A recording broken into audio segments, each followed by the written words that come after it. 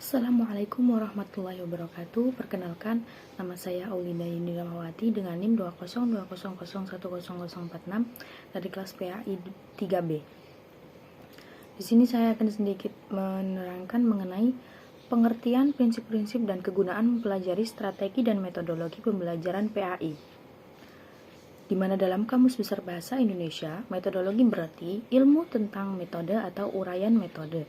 Pengertian yang lebih luas lagi tentang metode adalah pendapat Hasan Langgulung yang menyatakan bahwa metodologi pengajaran ialah ilmu yang mempelajari segala hal yang akan membawa proses pengajaran bisa lebih efektif. Dengan kata lain, metodologi ini menjawab pertanyaan mengenai bagaimana mempelajari sesuatu metode, apa yang harus dipelajari, serta siapa yang mempelajari dan siapa yang mengajarkan. Nah, pada pasal 1 butir 20 UU nomor 20 tahun 2003 tentang Sistem Pendidikan Nasional, yakni pembelajaran adalah proses interaksi peserta didik dengan pendidik dan sumber belajar pada suatu lingkungan belajar.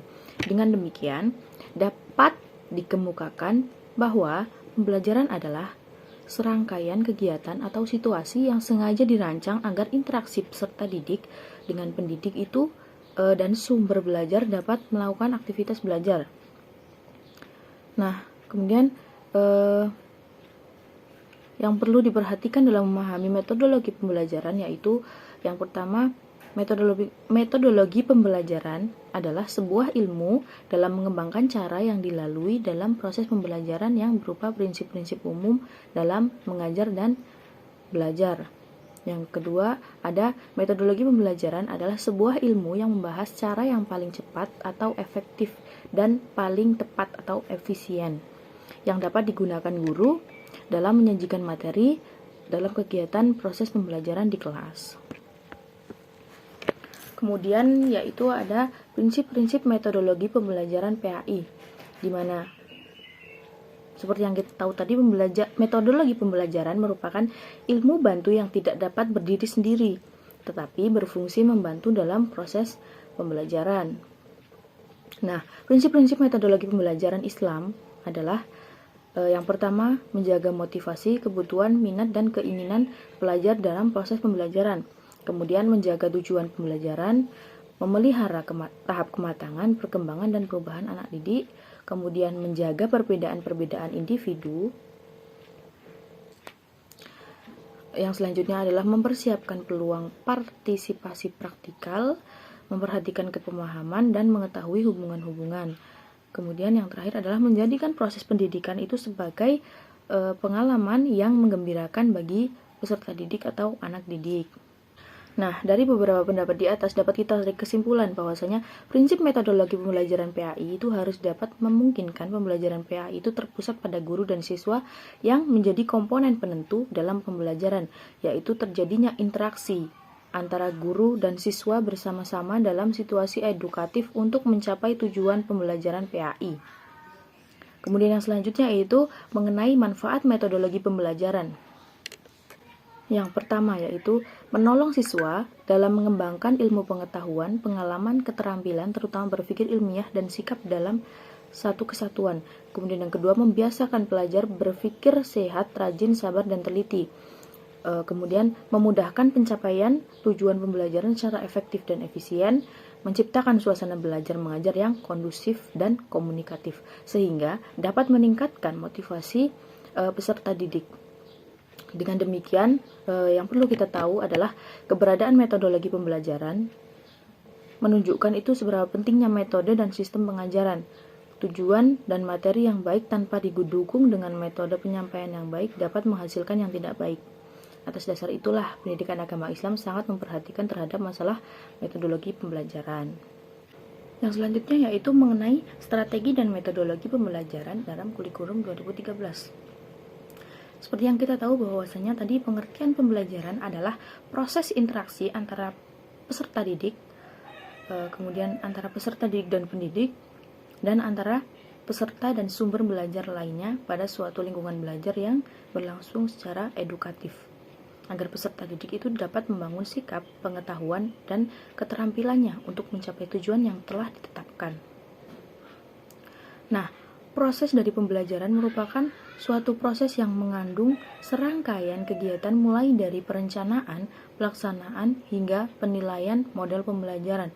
Adapun prinsip-prinsip pembelajaran diantaranya yaitu meliputi yang pertama, peserta didik difasilitasi untuk mencari tahu, yang kedua, peserta didik belajar dari berbagai sumber, yang ketiga, proses pembelajaran menggunakan pendekatan ilmiah, yang keempat, yaitu pembelajaran berbasis kompetensi, yang kelima, pembelajaran terpadu, yang keenam, pembelajaran yang menekankan pada jawaban divergen yang memiliki kebenaran multidimensi. Adapun tujuan penggunaan model pembelajaran sebagai strategi bagaimana pembelajaran yang dilaksanakan dapat membantu peserta didik untuk mengembangkan dirinya, baik berupa informasi, gagasan, keterampilan, nilai, dan cara-cara berpikir dalam meningkatkan kapasitas berpikir secara jernih, bijaksana, dan membangun keterampilan sosial serta komitmen. Nah, kemudian model pembelajaran itu mempunyai 4 ciri khusus. Yang pertama, rasional teoritis logis yang disusun oleh para pencipta atau pengembangnya.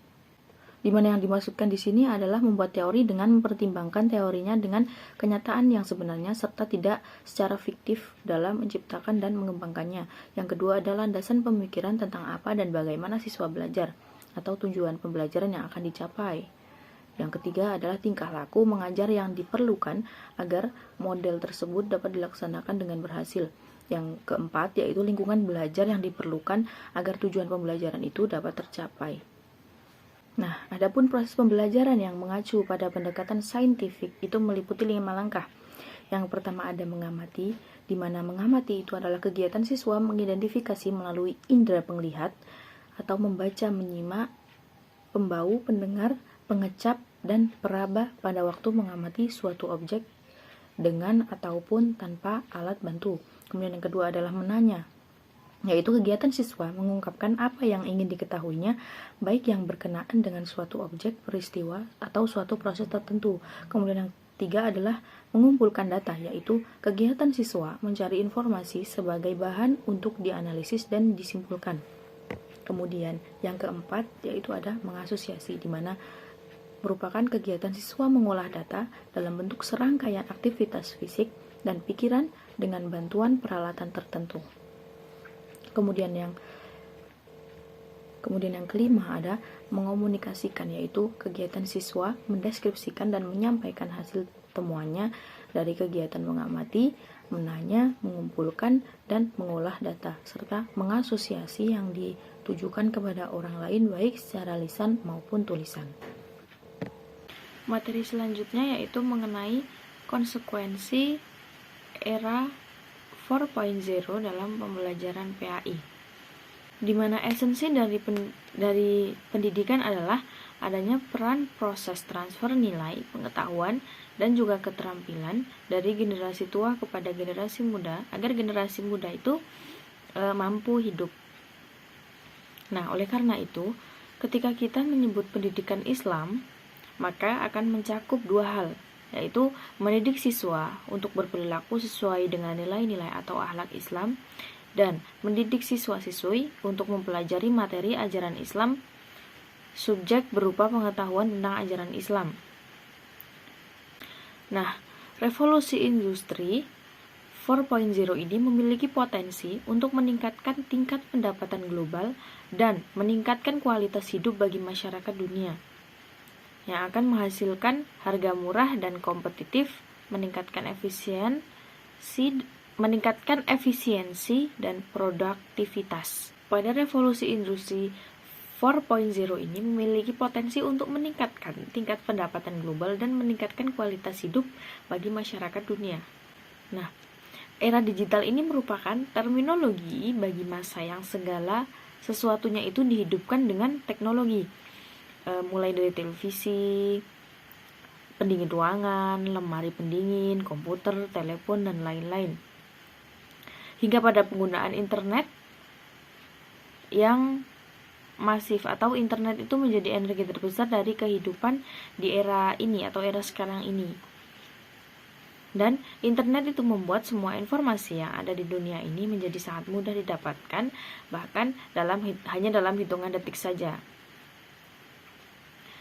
Nah, bila ingin bersaing di era digital ini, Indonesia perlu segera meningkatkan kemampuan dan keterampilan sumber daya manusia melalui pendidikan, menjadi operator dan analisis handal sebagai pendorong industri mencapai daya saing dan produktivitas tinggi. Revolusi digital didasari perkembangan komputer elektronik digital, yaitu komputer pribadi dan khususnya mikroprosesor dengan kinerjanya yang terus meningkat. Nah, tantangan pada dunia pendidikan dalam menghadapi industri 4 ini adalah penanaman nilai-nilai pendidikan yang perlu untuk dikembangkan. Menurut Guilford, penerapan dan pendidikan nilai yang dikembangkan adalah yang pertama, anak didik dilatih dengan cara bekerja sambil belajar. Kecerdasan berpikir anak itu dikembangkan dengan seluas-luasnya. Kemudian yang kedua, memupuk kepribadian anak dengan kepribadian Indonesia, sehingga menjadi pribadi yang dinamis, percaya diri, berani, bertanggung jawab, dan mandiri. Kemudian yang ketiga, pelajaran tidak hanya diberikan pada jam pelajaran saja, tetapi juga dalam setiap kesempatan di luar jam sekolah. Kemudian yang keempat, contoh perbuatan baik yang diterapkan karena lebih berhasil dalam membina watak yang baik. Nah, hal inilah yang membedakan manusia dengan mesin di era globalisasi industri keempat ini.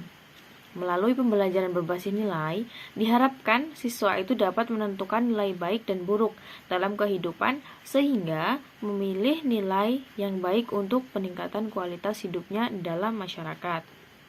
Namun, pada kenyataannya, semakin pesatnya arus teknologi, justru siswa-siswa itu semakin terlena dan memiliki sikap yang enggan bertanggung jawab atau degradasi moral dan meningkatnya kasus kejahatan di kalangan siswa. Nah, dengan adanya aplikasi media sosial yang mempermudah dalam mengakses informasi dan komunikasi, mengakibatkan menjamurnya kejahatan di media sosial, khususnya di media online. Hal inilah dikarenakan kurangnya pendidikan nilai dan tantangan bagi pendidik untuk menguatkan karakter moral siswa agar tidak terjerumus dan terlena dengan pesatnya teknologi industri 4.0. Adapun nilai-nilai yang mulai tergerus akibat transformasi industri keempat ini adalah yang pertama ada nilai kultural, di mana nilai kultural adalah nilai yang berhubungan dengan budaya, karakteristik lingkungan sosial dan masyarakat. Kemudian yang kedua, nilai yuridis formal. Yang dimaksud adalah nilai yang berkaitan dengan aspek politik, hukum, dan ideologi. Nilai sosial politik, suatu bahan ajar merupakan kandungan nilai yang dapat memberikan petunjuk kepada manusia untuk bersikap dan berperilaku sosial yang baik ataupun berpolitik yang baik dalam kehidupannya. Kemudian yang ketiga yaitu nilai religius, di mana nilai inilah yang mulai berkurang atau semakin hilang terutama di kalangan anak-anak zaman sekarang. Nah, dengan mempertahankan nilai-nilai tersebut merupakan tantangan terberat dalam menghadapi revolusi industri 4.0 ini. Perkembangan zaman menuntut manusia lebih kreatif karena pada dasarnya zaman itu tidak bisa dilawan, dan revolusi industri 4.0 ini banyak menggunakan jasa mesin dibandingkan manusia. Tetapi ada hal yang lebih penting yang membedakan mesin dengan manusia, yaitu dari segi nilai kemanusiaan yang tidak mungkin dan tidak akan dimiliki oleh mesin. Penanaman nilai inilah yang perlu diperkuat untuk mengangkat harkat dan martabat bangsa, khususnya di dunia pendidikan. Mungkin itu sedikit yang bisa saya sampaikan. Kurang lebihnya mohon maaf. Sekian, wassalamualaikum warahmatullahi wabarakatuh.